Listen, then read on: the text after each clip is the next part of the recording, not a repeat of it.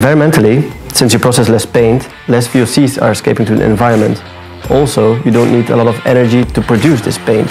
So we see it as a win-win.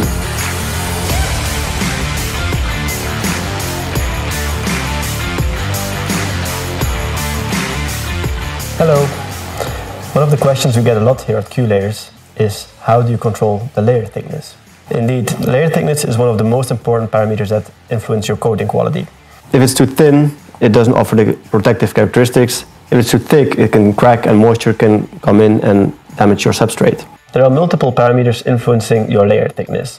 One of them being your tip size, so how much fluid does pass through your tip. What's the pressure at your tip?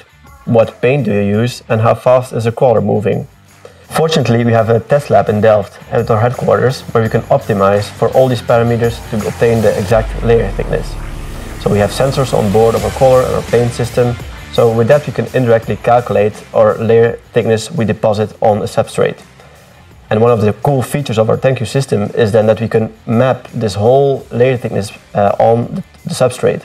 So that's a great addition for your quality control. A person can just do some spot checks and then it knows, oh, it's within the specification I asked for. It takes manual spray painters a year to coat really close to required paint thickness distribution. Usually they're on the conservative side and spray too thick. With Qlayers robot and the quality control system, we can spray really close to the required layer thickness distribution.